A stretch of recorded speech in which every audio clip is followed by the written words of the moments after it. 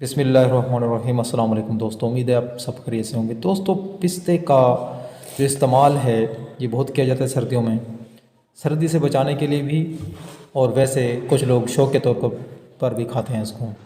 आज हम आपको बताएंगे कि पिस्ता जो है इसके क्या क्या फ़वाद हैं, इसको आपने कैसे इस्तेमाल करना है। इसको बाज़ औक़ात नमक के साथ भून कर भी इस्तेमाल किया जाता है, जिससे इसके टेस्ट में इजाफ़ा हो जाता है। अब इसका जो सबसे बेहतरीन इस्तेमाल है वो ये है कि आप इसको किसी दूसरी किसी चीज़ के साथ, बादाम के साथ, काजू के साथ, अखरोट के साथ इस्तेमाल भी कर सकते हैं, मूंगफली के साथ भी इस्तेमाल कर सकते हैं। इसके बहुत से फ़वाद हैं। सबसे पहले फ़वाद देखते हैं हम। ये हमारे दिमाग को बहुत ताकत देता है, आँखों की रोशनी की तेज़ी के लिए बहुत ज़रूरी होता है।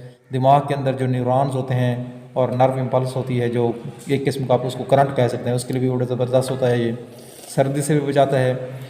और इसके अंदर पोटाशियम, कैल्शियम, मैग्नीशियम, फास्फोरस और विटामिन डी और ई की काफ़ी मकदार मौजूद होती है। चिकनाहट वाला होता है। इसके अंदर कोलेस्ट्रोल की भी थोड़ी सी मकदार मौजूद होती है। और ये हमारे दिल को, जिगर को, फेफड़ों को, गुर्दों को ताकत देता है। खून की रवानी के लिए, खून की पैदाइश के लिए भी बहुत ज़रूरी होता है। इस तरीके से इसको आप इस्तेमाल करें, बच्चों को भी दें सर्दियों में। इसके बहुत से फ़वाद हैं। और सर्दी से भी महफूज रखने के लिए इसके अंदर काफ़ी जो है एनर्जी होती है, केमिकल एनर्जी, जो हमारे जिस्म को सर्दी से महफूज रखती है। बच्चों के नशो-नुमा के लिए बड़ा ज़बरदस्त होता है। इसको आप सुबह इस्तेमाल कर सकते हैं बादाम के साथ। अगर इसको अकेला खाएं तो कोशिश करें इसको दोपहर को खाएं।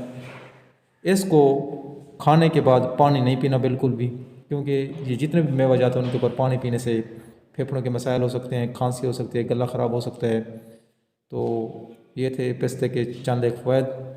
आप इसको लाजमी इस्तेमाल करें सर्दियों में। और इस तरह के वीडियोज़ के लिए हमारे चैनल को सब्सक्राइब फरमाना ना भूलिए। वीडियो देखने का शुक्रिया। अल्लाह हाफिज़।